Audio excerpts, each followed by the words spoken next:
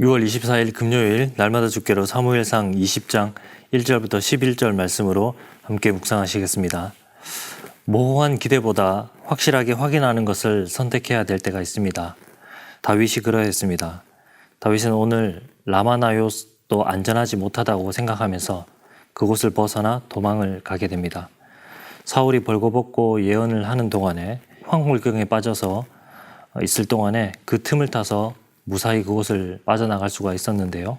1번 보시면 다윗은 라마나요스를 떠나 어디로 피신했습니까? 1절 보면 다윗이 라마나요스에서 도망하여 요나단에게 이르되 내가 무엇을 하였으며 내 죄악이 무엇이며 내 아버지 앞에서 내 죄가 무엇이기에 그가 내 생명을 찾느냐. 다윗은 요나단을 은밀히 찾아갔습니다. 그리고 자신의 사정들을 하소연했습니다. 내가 어떤 죄를 지었길래 내 아버지가 나를 죽이려고 하는지 물었습니다.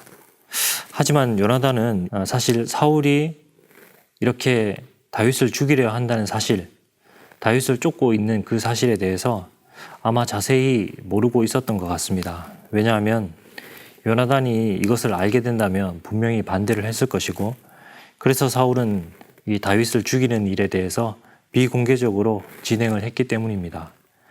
오히려 요나단은 아버지 사울이 자신에게 알리지 않고서는 어떤 것도 크고 작든 어떤 일도 진행하지 않는다라고 그렇게 믿고 있었습니다.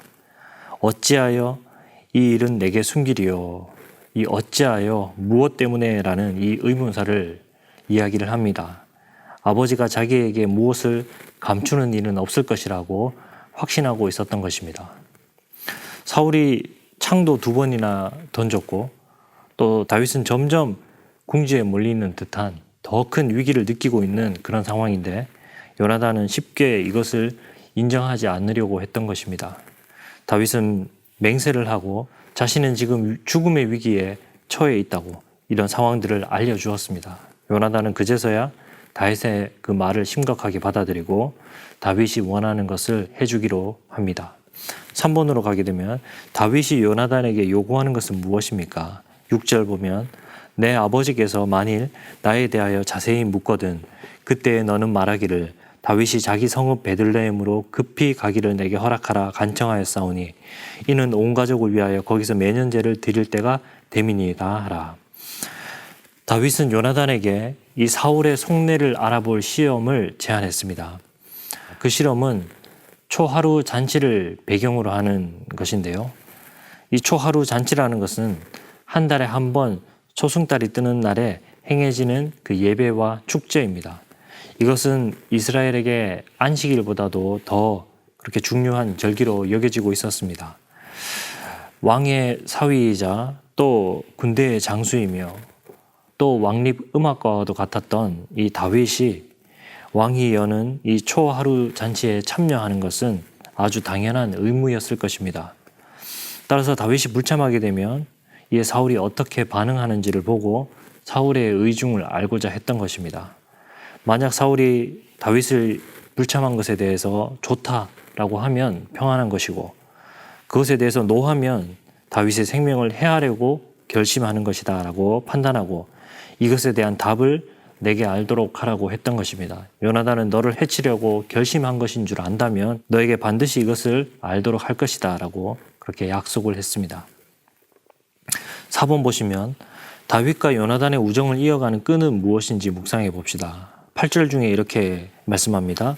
내가 내 종에게 여호와 앞에서 너와 맹약하게 하였음이니라. 둘 사이에 우정을 이어갈 수 있었던 그 끈은 여호와 앞에서 맹약하였기 때문입니다. 여호와께서 또 여호와에 의하여 이 모든 것들을 결정하며 관계를 지속하며 서로 앞으로 나아가고 있습니다. 그것은 약속에 매여 약속을 지키는 사랑이었습니다.